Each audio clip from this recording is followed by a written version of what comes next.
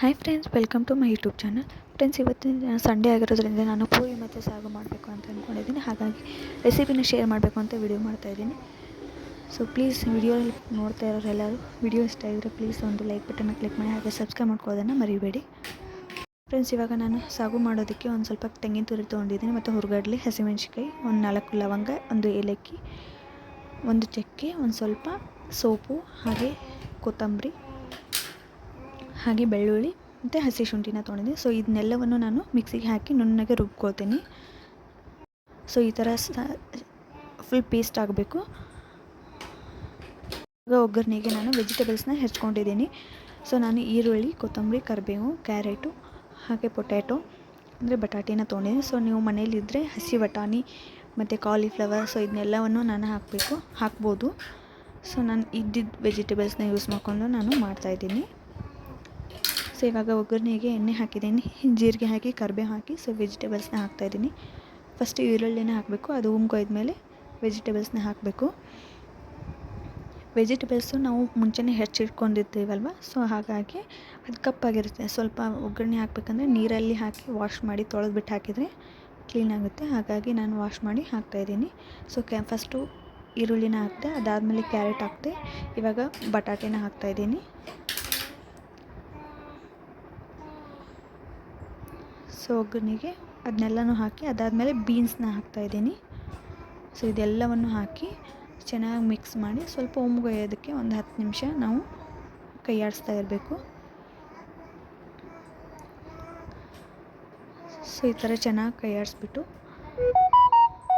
Low ಫ್ಲೇಮಲ್ಲಿ ಇಟ್ಬಿಟ್ಟು ಒಂದು ಸ್ವಲ್ಪ ಅರಿಶಿನ ಹಾಕಬೇಕು.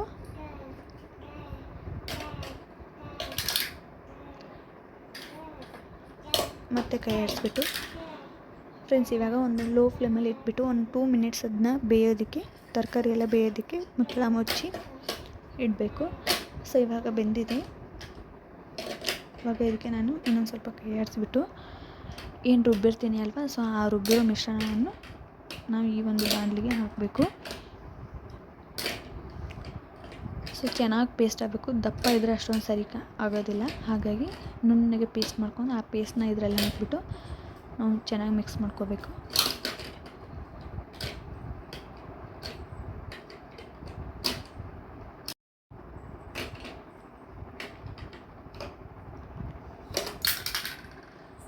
ಇವಾಗ ಇದಕ್ಕೆ ಸ್ವಲ್ಪ ನಾನು ನೀರನ್ನ ಹಾಕ್ತಾಯಿದ್ದೀನಿ.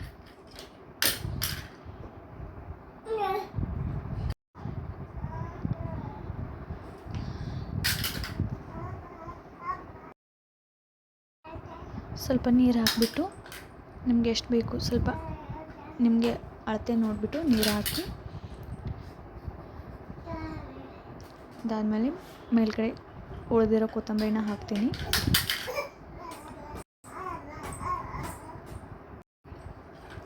ಸ್ವಲ್ಪ ರುಚಿಗೆ ತಕ್ಕಷ್ಟು ಉಪ್ಪನ್ನ ಹಾಕಬೇಕು. ನಿಮಗೆ ಎಷ್ಟು ಉಪ್ಪು ಜಾಸ್ತಿ ಬೇಕಂದರೆ ಜಾಸ್ತಿ, ಕಡಿಮೆ ಬೇಕಂದರೆ ಕಡಿಮೆ. ಸೊ ಅದಾದಮೇಲೆ ಸ್ವಲ್ಪ ಬೆಲ್ಲ ಅಥವಾ ಸಕ್ಕರೆ. ಸೊ ಬೆಲ್ಲ ಹಾಕಿದರೆ ಅದಕ್ಕೆ ಟೇಸ್ಟೇ ಚೆನ್ನಾಗಿರುತ್ತೆ, ಎಷ್ಟೊಂದು ಚೆನ್ನಾಗಿರುತ್ತೆ.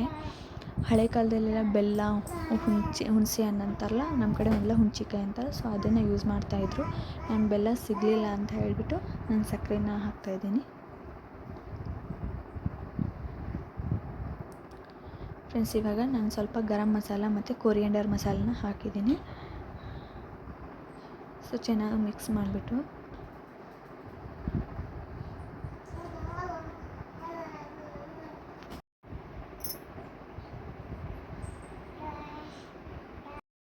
ಸ್ವಲ್ಪ ಲಿಂಬೆ ರಸನ ಹಿಂಡ್ಕೊಳ್ತಾ ಇದ್ದೀನಿ. ಬೇಕಂದರೆ ಆಪ್ಷನಲ್, ಇಲ್ಲಾಂದರೆ ನೀವು ಟೊಮೆಟೊ ಹಾಕ್ತಿದ್ರೆ ಟೊಮೆಟೊನೂ ಹಾಕ್ಬೋದು.